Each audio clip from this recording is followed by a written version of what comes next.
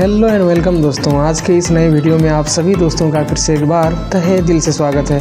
जैसा कि अभी तक की वीडियोस में हमने जो है रेस्पिरेटरी सिस्टम के बारे में पढ़ा, हमने रेस्पिरेटरी ऑर्गन्स को समझा, हमने जो है किस तरह से रेस्पिरेशन होता है, ब्रीथिंग किस तरह से होता है, फोर्स्ड जो एक्सपिरेशन है क्या होता है, और इसी तरह से तमाम लंग कैपेसिटीज़ के बारे में, इसी तरह से तमाम किस्म के जो क्या कहते हैं पल्मोनरी वॉल्यूम्स के बारे में हमने जाना।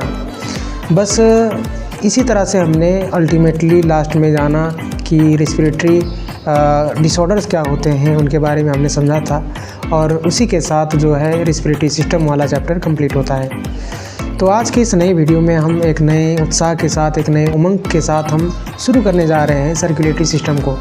तो सर्कुलेटरी सिस्टम क्या होता है, चलिए एनसीईआरटी के हिसाब से देखते हैं, समझने की कोशिश करते हैं। तो एनसीईआरटी की पहली लाइन कहती है, you have learned that all living cells have to be provided with nutrients, oxygen and other essential substances.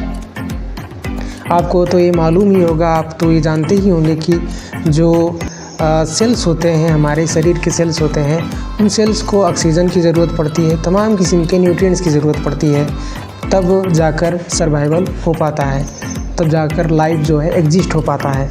तो जैसे कि also the waste और harmful substances produced have to be removed continuously for healthy functioning of tissues। ना केवल चीज़ों को इन करने की ज़रूरत पड़ती है जो हार्मफुल सब्सटेंसेस हमारे शरीर के अंदर बनते हैं, जो हमारे शरीर से एक वेस्ट होते हैं, हमारे शरीर के वेस्टेज के रूप में होते हैं, उन्हें बाहर भी कंटिन्यूसली निकालना होता है। तो it is therefore essential to have efficient mechanisms for movement of these substances to the cells and from the cells। तो कुछ ऐसा ज़रूरत तो है, कुछ ऐसे मेकानिज़म की ज़रूरत है जो जिससे हम जो है ज़रूरी चीज़ों को इन कर सकें और जो गैर ज़रूरी चीज़ें हैं उन्हें निकाल सकें। Different group of animals have evolved different methods for this transport. और इसी ट्रांसपोर्ट के लिए फ़र्क जो ग्रुप है एनिमल्स के, उन्होंने फ़र्क जो है मेथड्स जो है इवॉल्व कर रखा है, उनके अंदर पाया जाता है फ़र्क मेथड, जिससे वो ट्रांसपोर्ट कर पाते हैं, चीज़ों को इन कर पाते हैं, चीज़ों को जो है आउट कर पाते हैं। तो simple organisms like sponges and coelenterates circulate water from their surroundings through their body cavities to facilitate the cells to exchange the substances.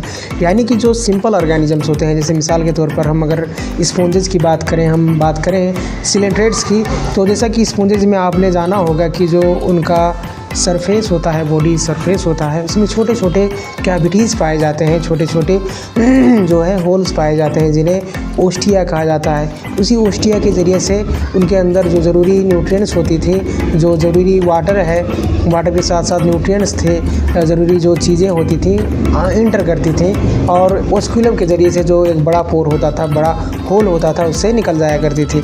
तो यही बात कह रहा है कि जो सिंपल ऑर्गेनिजम्स होते हैं उनमें बॉडी कैविटीज़ पाए जाते हैं, छोटे छोटे जो है पोर्स या फिर होल्स पाए जाते हैं इन काम को सरंजाम देने के लिए।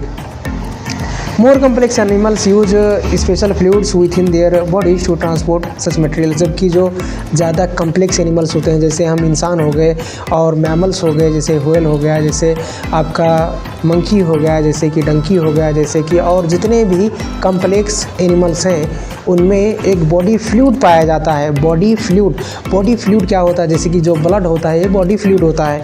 तो यही चीज़ कहता है कि blood is the most commonly used body fluid by most of the higher organisms including humans for this purpose.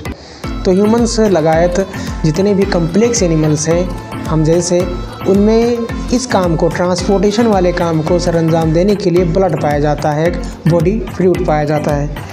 इसी तरह से another body fluid lymph also helps in the transport of certain substances. इसी तरह से न केवल blood, हमने से लिम्फ के बारे में भी समझा था और लिम्फ के बारे में भी हम जानेंगे आगे। तो लिम्फ भी एक बॉडी फ्लूइड होता है जो कि इस तरीके का जो ट्रांसपोर्ट है इन एंड आउट वाले में उसमें मददगार साबित होता है। तो उम्मीद करता हूँ आज के इस वीडियो में आपको जितनी भी चीज़ें बताने की कोशिश की गई हैं आपको ज़रूर समझ में आया होगा।